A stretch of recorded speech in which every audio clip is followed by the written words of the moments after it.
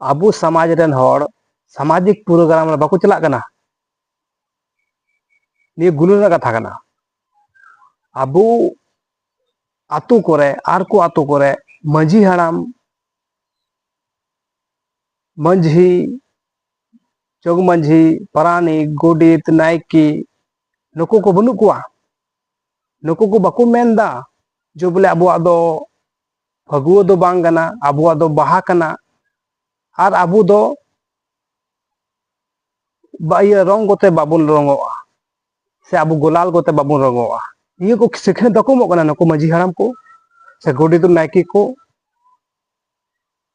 तो नुकु चे लगी अबो ने दो का समाज रे सवाल पैदा करना सवाल पैदा करना चेदा नुकु बन दो का को नि आपे गुनुन तबन पे जोक प्राणी गोडित नायकी माझी हाराम नुकु को चिली जा बन दो का समाज रे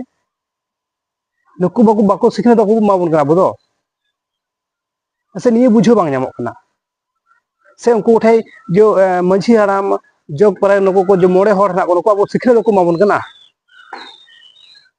से सिखरत एम कते अब निये चलन बन कमीदा नसे नि गुनुन रा कथा कना आपे बैकग्राउंड पे नेले कान गया चेत नेल ᱧᱟᱢᱚᱜ कना निया होली परब रे दिकु को होली अब दो बाहा परब को मेता कना बाहा बुंगा बाहा परब जोबियम मेन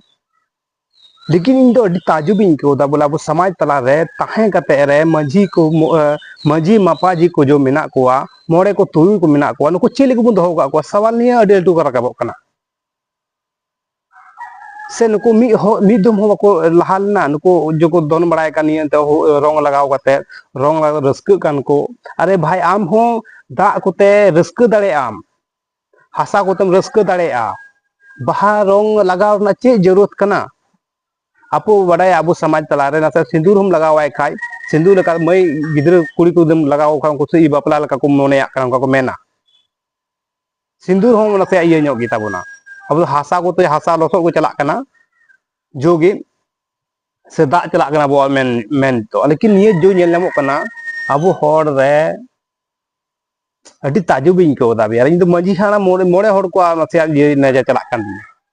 आज माझी आपे माझी बनाव कन ये वीडियो पे नेले कन से आपे कमेंट करते लई पे से आपे निकान कदम जगह पे उठो दाड़े कना जो नको अबो समाज तला रे कुड़ी को कोड़ा को जो मस्ती जोंगा कना को रंग को लगाव जोंगा कना नुकु बारते से चेदा बाबे रोड दाड़िया कना तो मोरे हर चेदा पे दुड़ुबो कना हर हनी डांडो में लगी नुई डांडो में लगी चेदा पे दुड़ुबो कना खाली निये संसे ना ये डांडोम को लगी से ये समाज होली को मनावे कान चे को मनावे कान निये बारे तरह से चर्चा लगाए पे आतो हर आतो आतो निये जो दुड़ु पे गालमाव पे बोले निये को चेद होयो कना अबो समाज रे अबो निये बांग कान निये पे माझी हाराम ना कना पे मोड़े हर तुरु पे हर हो कना पे निये हो गुनु पे निये को अब बांग कान तबुन लेकिन गुनु पे चदा आपे समाज ना कोई रेंगे जी बांग तान कना सचेत चे पे नेल ते बांग नेलो कना बोले माझी हाराम मोड़े को तुरु को एटा एटा रोड के मनोइया माने चे बंग को चकायदा बुझो बांग अरे माझी हाराम को चे लगी माझी हाराम तेंगो कना आतु गम समराव दाड़े आतु गनी गरीब के बाम ये दाड़े को खाय बाम हैंडल दाड़े को तो बाम माझी हाराम चे गिन बनाव कना मोरे हर चाम दुड़ुब कना खाली डांडम को लगी के फलना कुड़ी डांडम फलना कोड़ा डांडम एम तब ये लगी दुड़ुब कना जो संस्कृति अब संस्कृति ओकाते चला कना अब जो बाहा बुंगा ओका से चला कना बाहा चे लगा मनाव ओना बाबुन चे को कना अब कुड़ी को कोड़ा को खाली नहीं बुन चे को कना फगुआ दिको रे हो ने रंग लगाओ चे कन मेंटालिटी कन तपे बुझो बिनामदा आर नेल पे निये बाहा बुंगा रे बाहा लेकाते से बाहा रेबेट कते फोटो मिटे कोड़ा हो बाम नेल तकोवा खाली रंग लगाओ कते जतो हराम नेल तकोवा और फुली तहे कान हनी कोड़ा नुई कोड़ा पूरे अपलोड केदा को फेसबुक रे लेकिन बाहा रेबेट कते से फोटो से अपलोड लगाओ का गयाम बांग लेकिन बाहर ना पे कोई महत्व पे मावा कना चेदा मावा आम रेंगे तहन तमा जहाना तो नहीं हमारा रेंगे के बनु तमा आमा संस्कृति अरी चली बारे रेंगे के बनु तमा तो चेम लगे एम दोया मा भैया वीडियो अडी मुश्किल ते बना होयो कना शेयर पे लाइक पे और लाइक फॉलोइंग पे नसे मनोबल बढ़ा कान दिया आपे को लगी ते और